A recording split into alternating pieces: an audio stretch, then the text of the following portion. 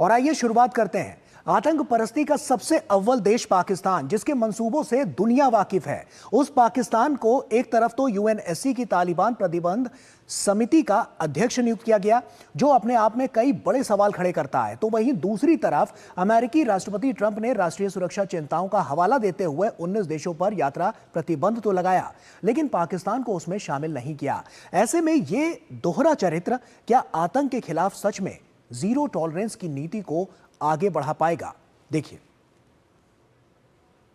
पाकिस्तान कई दशकों से आतंक के अजगर को दूध पिलाता आ रहा है। ये कोई ढकी छुपी बात नहीं है। पूरी दुनिया ने पाकिस्तान से जुड़े आतंकवादियों द्वारा मानवता को दंश देते कई बार देखा है। पाकिस्तान के रक्षा मंत्री तो खुलेआम कबूल कर चुके हैं कि उनका देश आतंकियों को लंबे समय से पालता पोसता आ रहा है। दुनिया इस बात से भी परिचित है कि आतंक के अड्डे पाकिस्तान के किसी अंधेरे कोने में नहीं बल्कि दिन दहाड़े चलते हैं। लेकिन हैरत तब होती है जब पाकिस्तानी सेना और आतंकियों के मजबूत गठजोड़ की पूरी जानकारी होने के बावजूद उसे संयुक्त राष्ट्र सुरक्षा परिषद में आतंकवाद विरोधी समितियों के महत्वपूर्ण पदों पर बैठा दिया जाता है।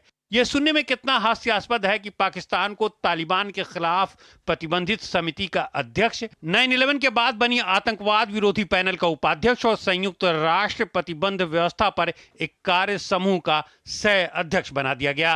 ये बिल्ली को दूध की रखवाली की जिम्मेदारी देने जैसा लगता है। हालांकि आतंकवाद विरोधी समिति के पास कार्रवाई का कोई अधिकार नहीं है। ये सिर्फ सदस्य देशों की गतिविधियों की निगरानी करने और उन्हें सुझाव ही दे सकती है। भले ही हर कोई इस बात पर सहमत हो कि आतंकवाद से लड़ना महत्वपूर्ण है, लेकिन दुर्भाग्य से अंतर्राष्ट्रीय समुदाय अपनी बयानबाजी पर खरा नहीं उतरता है। अमेरिकी राष्ट्रपति डोनाल्ड ट्रंप अपने पिछले कार्यकाल में आतंकवाद को प्रायोजित करने के लिए पाकिस्तान के खिलाफ बहुत सख्त रुख अपनाए हुए थे, लेकिन अब उन्होंने इस पर आंखें मूंद ली है। बुधवार को ट्रंप ने सुरक्षा जोखिमों का हवाला देते हुए 12 देशों के नागरिकों पर यात्रा प्रतिबंध लगा दिया, लेकिन पाकिस्तान जो खुलेआम अमेरिका द्वारा नामित आतंकी समूहों को शरण देता है, इस सूची से गायब है।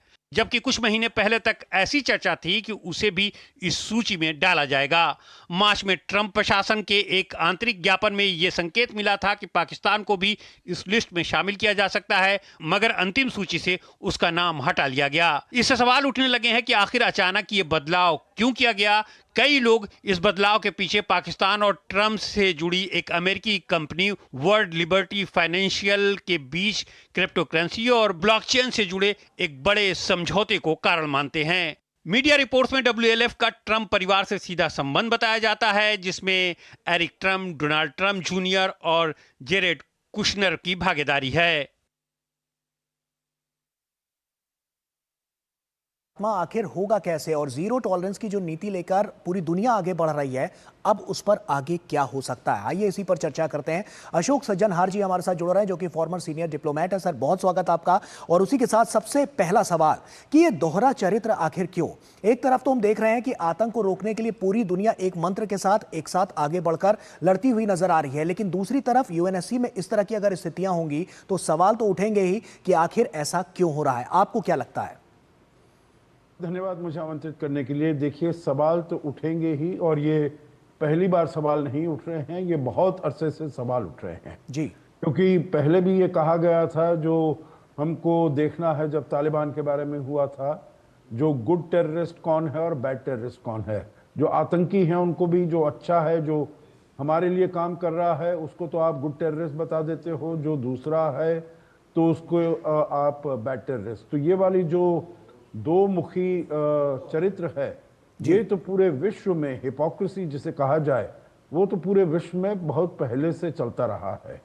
और इस बारी जो आपने बताया है, जो पाकिस्तान को उस श्रेणी में क्यों नहीं किया गया, 12 जो देश हैं जिनके ऊपर प्रतिबंध लगाया गया है जी। देखिए, पहले भी आपने जैसे बिल्कुल ठीक बताया, जो अगर 2018 में 1 जनवरी का राष्ट्रपति डोनाल्ड ट्रंप का पहले अपने कार्यकाल में उनका जो उन्होंने एक ट्वीट भेजा था और उन्होंने कहा था, जो हमको जो आतंकी चाहिए उनको पाकिस्तान पनाह दे रहा है, उनको सेफ हेवन दे रहा है, और हमने अभी तक उसको $33 बिलियन दे दिए हैं जो आतंकवाद से वो लड़ाई करे और जूझे, परंतु हमको वो केवल झूठे वादे देता रहा है, जी। हमको वो बेवकूफ बनाता रहा है, और अब ये नहीं चलेगा। तो देखिए, ये उन्होंने उस समय कहा था, परंतु फिर जब डोनाल्ड ट्रंप को जरूरत पड़ी, जो उनको तालिबान से बात करनी है, अफगानिस्तान से बात करनी है, तो वो बिल्कुल इमरान खान को, आपको याद होगा उस समय के प्रधानमंत्री थे जी। उन्होंने व्हाइट हाउस में बुला लिया और यहां तक भी कह दिया, जो मैं कश्मीर के ऊपर मीडिएट करूंगा, मुझे प्रधानमंत्री मोदी ने ये मुझे रिक्वेस्ट किया है, जो आप करिए, इस पर मीडिएशन करिए, मध्यस्थता करिए। तो देखिए, जब उनकी जरूरत पड़ती है तो तब वो एकदम पासा उनका पलट जाता है। इस बारी भी अगर आप देखते हैं तो जब प्रधानमंत्री मोदी गए थे 12-13 फरवरी को वहां पर अमेरिका में, और जो बातचीत हुई थी, तब उन्होंने, राष्ट्रपति ट्रंप ने तहव्वुर राना को भारत के सुपुर्द कर दिया था जी।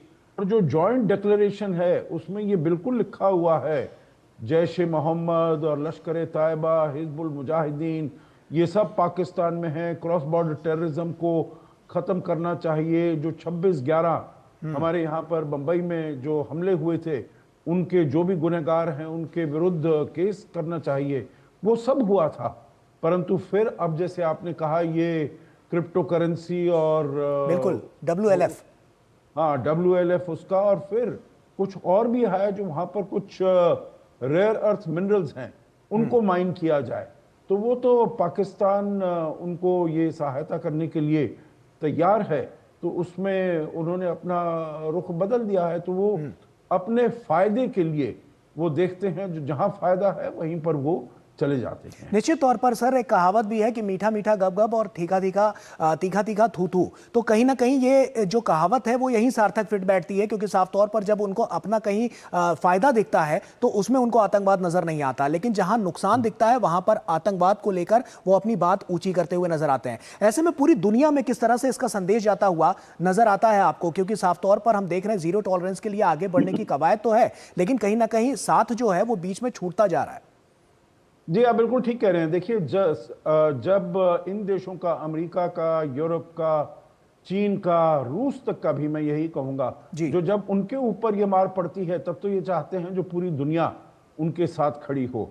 परंतु देखिए, मैं एक और बात कहूंगा, जो भारत ने ये बिल्कुल दिखा दिया है, जो अगर हमें अपनी जनता की, अपने जो नेशनल्स हैं, सिटीजन्स हैं, उनकी हमें रक्षा करनी है, उनका हमें ख्याल रखना है, अपनी पूरी देश की जो संप्रभुता की हमने रक्षा करनी है, तो चाहे विश्व हमारे साथ हो, विश्व हमारे साथ नहीं हो, हम में अब देखिए इतनी शक्ति आ गई है। हम पहले जब 10 साल पहले, 15 साल पहले, अगर हम 10वीं 14वीं अर्थव्यवस्था थे, अब हम चौथी अर्थव्यवस्था बन गए हैं विश्व में। तीसरी अर्थव्यवस्था बहुत जल्दी बनने वाले हैं। फास्टेस्ट ग्रोइंग मेजर इकोनॉमी है। हमने दिखा दिया है, जो हमारे अपने यहाँ के घर में बने हुए डोमेस्टिक जो है आत्मनिर्भरता पर जो हमने अस्त्र शस्त्र बनाए हैं, उनका जो प्रदर्शन रहा है अभी ऑपरेशन सिंदूर में, वो बहुत अच्छा रहा है। जो पाकिस्तान के पास सारे चीनी वो थे, वेपनरी थी, लॉन्ग रेंज मिसाइल्स थी, ये बैलिस्टिक मिसाइल थे, लॉन्ग रेंज वेपन्स थे, सब एकदम खत्म हो गया। उनका जो एयर डिफेंस सिस्टम था, सबको हमारी ब्रह्मोस ने एकदम खत्म कर दिया है। तो देखिए, हम में अब शक्ति है। जब हम कहते हैं जीरो टॉलरेंस टू टेरर, तो हम अपने बलबूते पर उसको आगे ले जा सकते हैं, उसको पूर्वान्वित कर सकते हैं। हमें दुनिया में किसी की सहायता की आवश्यकता नहीं है। तो हमें पूरी दुनिया को ये बताना चाहिए, जो लड़ाई कर रहे हैं आतंकवाद के विरुद्ध, केवल भारत के लिए ये लड़ाई नहीं है, ये पूरे विश्व के लिए लड़ाई है। तो ये उनके फायदे के लिए है, जो अगर वो भारत के साथ आकर खड़े हो। ये देखिए, बहुत ही चिंता की बात है, जो टेररिज्म, आतंकवाद को मेन स्ट्रीम किया जा रहा है। देखिए, यहाँ पर तालिबान जब से आया है अफगानिस्तान में 15 अगस्त 2021 में, पहले तो तालिबान सब जगह एक प्रोस्क्राइब्ड आतंकी गुट माना जाता है बहुत देशों में। अब वो वहां पर 2021 से आ गया है, अब देश वहां से उसको आतंकी गुट के दर्जे से हटाने लगे हैं। और ऐसा ही आपने देखा सीरिया में भी। बिल्कुल, ये अल शारा को अभी जब डोनाल्ड ट्रंप वहां पर गए, तो वो भी आतंकी रहे हैं, अलकायदा के आतंकी रहे हैं, उनको भी उन्होंने गले लगा लिया है। बिल्कुल सर, और ये तमाम ऐसी बातें हैं जो लगातार तमाम सवाल भी खड़े करती हैं कि आखिर दुनिया जो है वो मंत्र कुछ और देती है, बात किसी और चीज़ की करती है, लेकिन राह कोई और पकड़ती है। तो आखिर ये दिशाएं क्यों अलग हैं, ये तमाम अहम सवाल यहाँ पर खड़े करते हुए नजर आती है। आप बने रहिए अशोक सर हमारे साथ, क्योंकि वक्त यहाँ पर एक छोटे से ब्रेक का हो गया है।